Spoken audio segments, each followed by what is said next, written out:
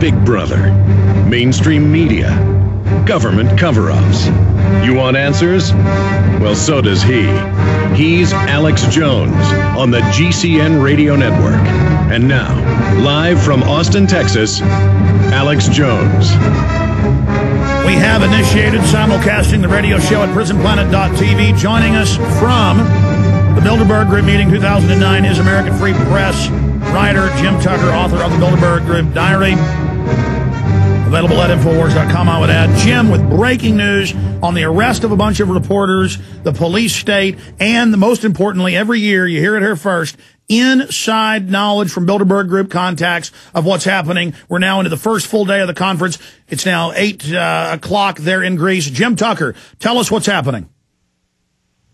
Well, today, Carl Bildt made a speech advocating the turning the World Health Organization into World Department of Health, advocating turning the IMF, International Monetary Fund, into a World Department of Treasury, both, of course, under the auspices of the United Nations. And, of course, this would be a giant step toward world government, an issue that's frustrated them now for more than a decade, their efforts. But whether or not they go all the way, either event would represent a significant surrender of national sovereignty. So, well, he made the case about how the world is in such horrible economic shape that it takes a global super agency to fix the problem. And because of they tripped over their facts when they invented the swine flu disease, the swine flu pandemic, as they called it. He shifted gears and fell back on the old, decades-old Bilderberg theme of global warming. We're all going to burn to death. Well, in the hereafter he will, but... Jim Tucker, I must interrupt you in the limited time we have. I know you're busy. Jim, are you telling me they said they invented the latest swine flu? No, I said they did, because it was Bilderberg luminaries who first said, gee, we have this bad pandemic. It was not a bad pandemic. Every year, on average, 300,000 Americans get a flu. Every year, on average, 30,000 Americans die of flu. Now, how many people have died of swine flu? What is too many? But it certainly does not represent a pandemic. And they admit both those are sick. So I see your point. And plus, they're now using it, as they've said, to set up a new world order. You're saying they're saying that internally in the meeting. Continue. What else is on the agenda? What about the global carbon tax, the global court? You said you were getting some initial reports of that. What else is on the agenda, Jim? That is on the agenda, and plus overlooked by many people, is the fact that it's some type of a direct tax on all the world has been long on the Bilderberg agenda. There's 3 such bills pending before the United Nations, and have been for years. And they're trying to pick a time when they can slip it through without knowing anybody being really aware of it. Now, their favorite global tax has always been a tax on oil at the barrel head. It'll start off like the income tax did, very low, maybe a penny a barrel. When you buy a gallon of gasoline, you would not even notice that you're paying 2 pennies to the United Nations because you bought 2 gallons of gas. You wouldn't even know. Years ago by, you would not even be aware that when you put gas in your car, or your lawnmower for that matter, or any purpose, you are paying a direct tax to the United Nations. That's a symbol of global sovereignty. And, of course, like federal income tax, it would increase over the years, and people have grown. And then when they're get a listing saying that so much federal tax, so much state tax, so much, in some cases, county tax, and, oh, yes, UN tax, too. All right, Jim Tucker, we got a break, quick break. You'll have 3 minutes. We're going to come back for another 6-7 minutes, then let you go. When you get back next week, we'll get the full report also coming out in AmericanFreePress.net. But he is the author of Jim Tucker's Bilderberg Diary.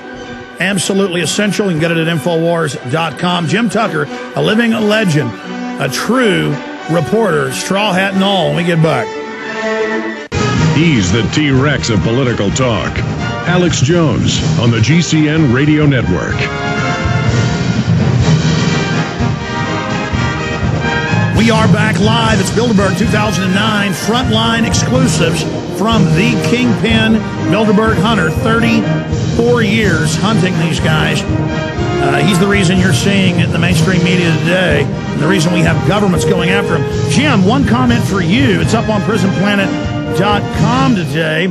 A member of the Dutch Parliament is asking the finance minister, the prime minister, and others, and the Queen if they're attending Bilderberg and trying to ram through EU expansion in the Lisbon Treaty.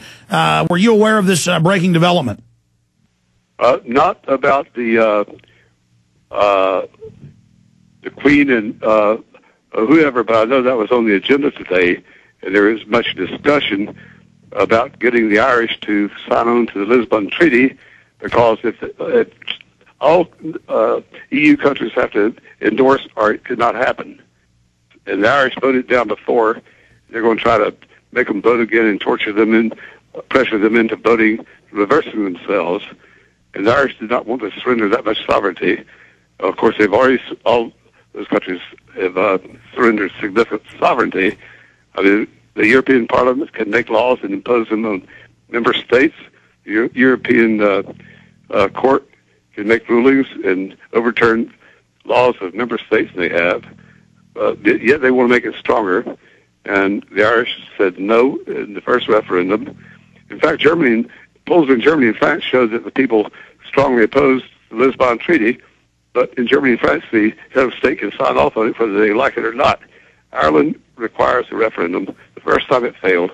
They plan a meeting in June, about June 18, 19, something like that, to try to pressure the Irish voters into reversing themselves. Bilderberg plans to send a group up there privately to talk privately to the leaders of Ireland, to pressure them to tell their citizens it's good for you. You'll eat better. You'll live longer. Okay, so Jim. We'll have to see how that plays out.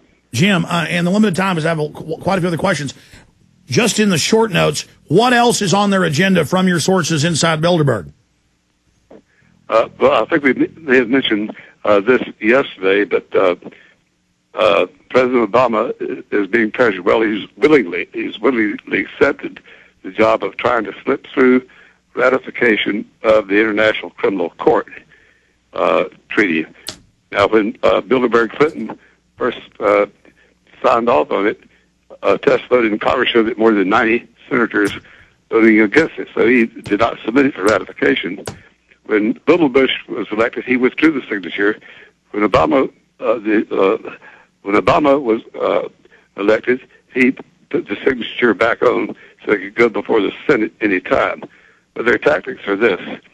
Obama is the sweet talk with the many left-wing Democrats in Congress who would really want to vote for the International Criminal Court treaty. They really want to. They're just scared because patriots, maybe you had something to do with this, maybe I did too, were so strongly opposed to surrendering sovereignty that they were afraid to vote for it, political cowards.